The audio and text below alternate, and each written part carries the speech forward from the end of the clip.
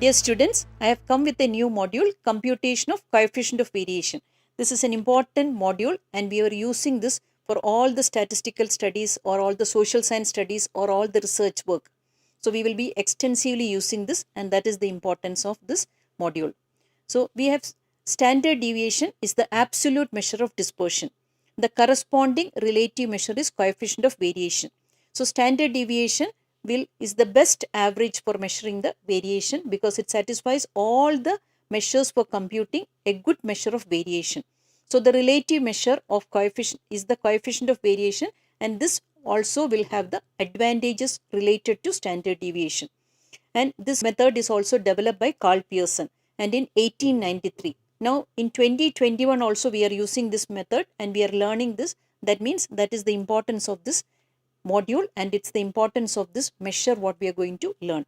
So most widely used measure of relative variation and used to compare the variability of two or more series, performance of two companies, performance of two students, performance of two players, or anything we can compare with the performance. Then any measure of dispersion can be used for computing relative measure of dispersion. And statisticians use standard deviation as the measure of dispersion and arithmetic mean as the average. Though any method can be used, statisticians world over they are using standard deviation and arithmetic mean for computing coefficient of variation. So the relative measure of dispersion is the coefficient of variation, and coefficient of variation is stated in terms of arithmetic mean and standard deviation. Our computation is also based on standard deviation and arithmetic mean. So resulting percentage is known as coefficient of variation or coefficient of variability. Whatever the coefficient of variation value, we will multiply with 100 and always we will express it as a percentage value and use widely for comparing two or more groups of data. Now, interpretation is very important because I told you we are using this variation for comparing the performance. If you are comparing the performance of two companies or if you are comparing the performance of two students, anything, we are expressing as percentage and we have to interpret the data properly. So the series or group for which coefficient of variation is greater is said to be more variable. That means if we are getting a high value for computation, then it's high variation among the values or the distributions. That means less consistent, less uniform, less stable or less homogeneous. Whereas if the series for which coefficient of variation is less, if your computed value is a small value, then it's said to be less variable, more consistent, more uniform, more stable, more homogeneous or more predictable. So denoted by the symbol CV, and formula is CV is equal to standard deviation divided by x bar into 100. Now one problem we will do. The scores of two batsmen A and B in 10 cricket matches is given below. Using coefficient of variation, find whether batsman A or B is more consistent in scoring. So A has scored 32, 28, 47, 63, 71, 39, 10, 60, 96 and 14 runs. Batsman B 19, 31, 48, 53, 67, 90, 10, 62, 40 and 80 runs. Now we have to compare the performance. So computation for batsman A, we have to remember, we have to calculate x bar, that is the mean. We have to calculate standard deviation, then we have to substitute the values in the equation. So values of x are there, then we have to take the mean value we have to take. Mean value is total of x divided by number of observations. So 460 divided by 10, that is equal to 46 runs. Now standard deviation, actual mean is not in fractions. So we can use the 46 and we can take the deviations. So we are taking the deviations and we are taking the total FD square total, we are getting 8460. So this deviation totals is 8460. So standard deviation is sigma d squared divided by n minus sigma d by n the whole square, and we are taking the square root. So sigma is equal to root of 8460 divided by 10 minus 140 divided by 10 square, that is 25.495 runs. When you substitute the values for computing coefficient of variation, 24.495 divided by the mean value 46 into 100, 55.42 percentage. Now we have to calculate for batsman B. So same computation, mean we have to calculate and standard deviation we have to calculate.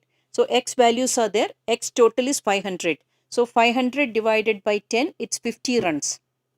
Now standard deviation, we have to take the deviations and we have to take the d square values we have to take. So d square value is 6968 divided by 10 minus d values, total of d value is 100 divided by 10 squared. So we are getting 24.43 runs.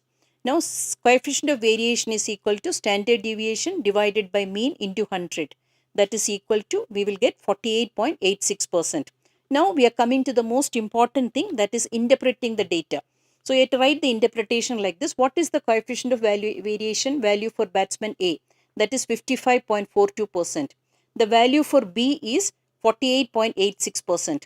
So coefficient of variation is less for batsman B. So he is more consistent in scoring. This is an important interpretation. So interpretation is very important for coefficient of variation, and you have to write it like this. Both the values you have to write it again, and then the final thing will be the conclusion, what you are concluding as the interpretation.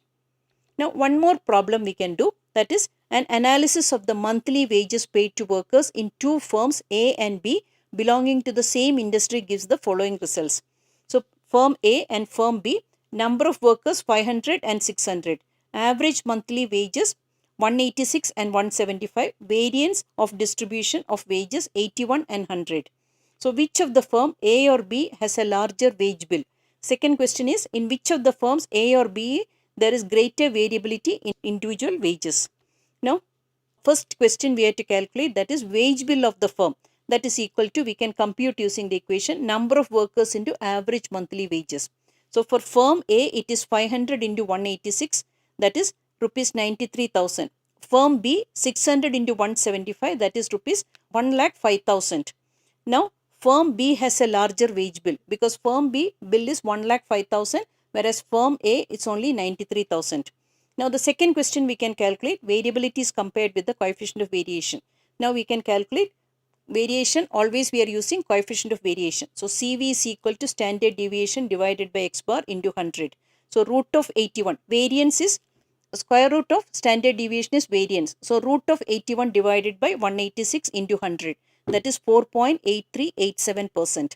For firm B it is root of 100 divided by 175 into 100, 5.7143%. So firm B coefficient of variation is small, that is 5.7143 is high. Coefficient of variation is high for firm B and it's less for firm A. So firm B has greater variability and firm A has less variability. So that is the interpretation. So this is what I want to explain with this module. Thank you.